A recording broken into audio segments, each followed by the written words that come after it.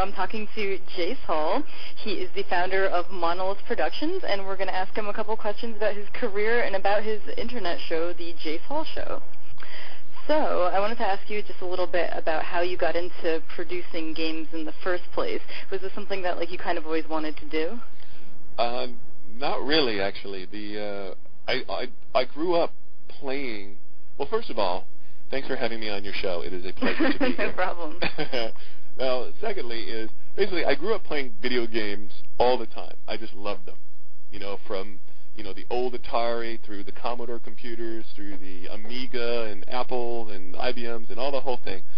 And during that time frame, 1,000 years ago, you kind of had to learn how to program and really use a computer to really get the most out of it, and also to basically participate in all the sort of pirate bulletin board systems and basically be elite and cool and rock stars and all that. So I just acquired that knowledge through my hobby of wanting to play games. I always wanted to be a stockbroker. I saw the movie Wall Street, and I wanted to be Bud Fox and find the Gordon Gecko and have a huge account and all this other stuff.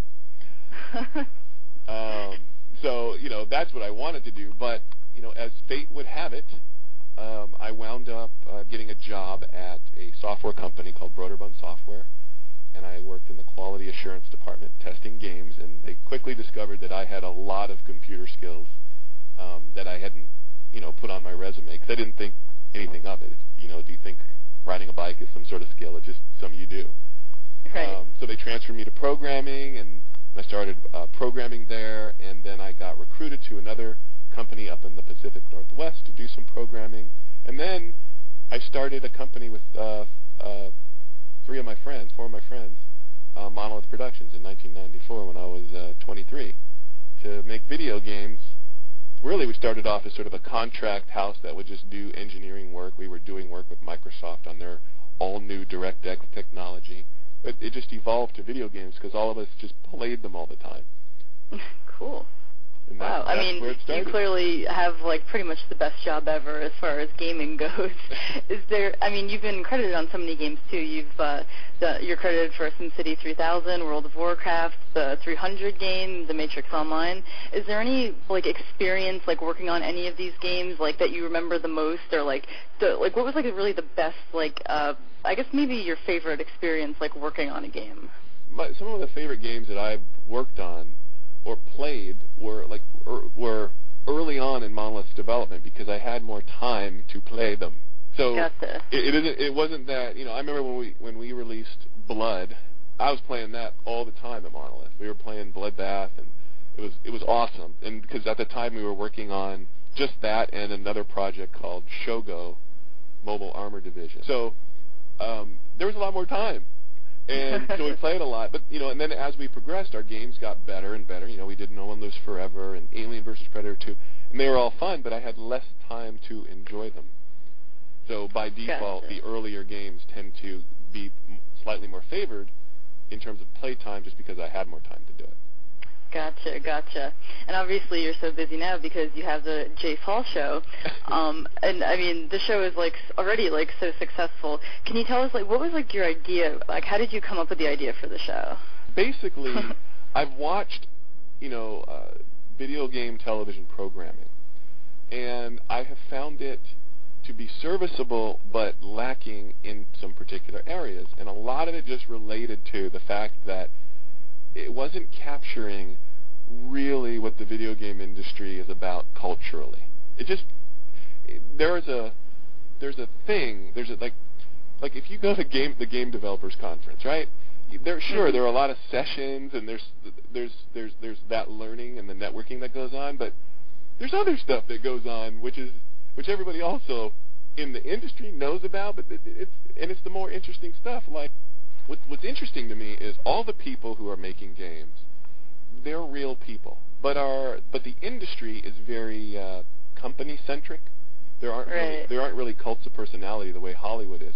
So there's no real visibility into who these people are. So I thought, what if there was a show that just kind of explored that, but in a very fun, realistic sort of way, at least the way I wind up experiencing it on my day-to-day.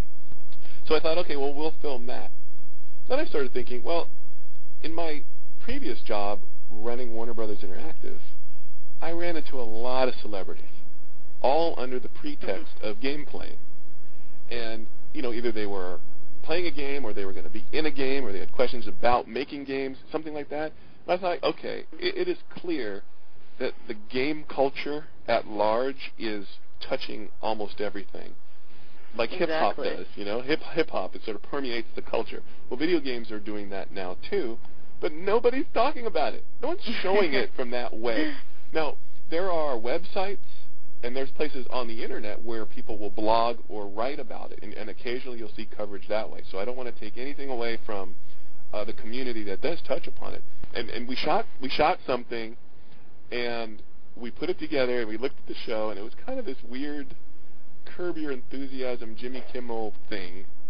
We thought we could refine this a little bit. And to be fair, the format of the show evolved over months. Do you think it's also because it's sort of like the timing is right now that like gaming is kind of even all the more appealing to the masses, and you guys also have obviously like celebrity guest appearances, so it's kind of something that could be appealing to really anyone. That's what we hope. What we hoped is this culture it has just crossed over. It's just gaming is just one of the things that the average person is aware of or does or has kids that do it or friends that do it. It's just in the world now. So if we made a show that sort of touched on it lightly, and again, the show we're doing is not journalism. It's not supposed to be news. It's supposed to be entertainment, and that's all. And for 5 minutes, a quick distraction from your work, Cool. Can you give us like an example of that, like what you're going to do, kind of based on fan response? Yes. I got a lot of people saying they want more hot chicks. And so I was like, well, the show's not really about that. But what was interesting is when the show aired, quote, aired, there was a bunch of celebrities who wound up getting interested in wanting to be on the show. And some of them are, quote, unquote, hot chicks, and they play games. Like, who else are you going to be having on the show in, like, future episodes, like, as far as, like, celebrity guests? Well, you will see Kurt Schilling from the Red Sox. What's interesting is if you didn't know he played baseball, you would think he is super diehard nerd gamer. That's great. You guys are really tapping into, like, kind of like, it's really like an untapped resource as far as entertainment goes, because no show has really ever done this before. I just thought it was fascinating. I remember one time I went over to Lawrence Fishburne's house, and he's got a theater in his house. It's a very nice house. But he's in there in his theater room playing Prince of Persia, and he's awesome at it. He's like, dude, check this out. I don't like, dude, Morpheus is playing Prince of Persia. That's great. Like, if you guys keep on being as successful as you are, do you think, I mean, I did read that the show is slated for 13 episodes. Do you think you'll go beyond that? It's hard to know, can we keep it up? Can we, because what I'm finding with each episode that we're shooting now, it's escalating. It's just like the stuff that we want to try to do. But this isn't TV, our budgets are nothing. We're trying to, we're producing an internet show, but people watch it and they're like, wow, this is kind of on par with some television that I've seen. But it's not. It's an internet show. And and it's subject to those kind of economics. So, the question is can we continue to deliver something original and exciting past the 13 episodes and not have it become boring? Well, it's an awesome concept, and that's all the questions I actually had for you. But thank you so much for taking your time out to talk about this. I know you're obviously a busy guy. Oh, no problem. I appreciate you having me on the show. No problem. Thank you. High. Thank you so much for your time today, and good luck with the show. Thank you so much. Thank you. Have a good day. You too. Yeah. Bye.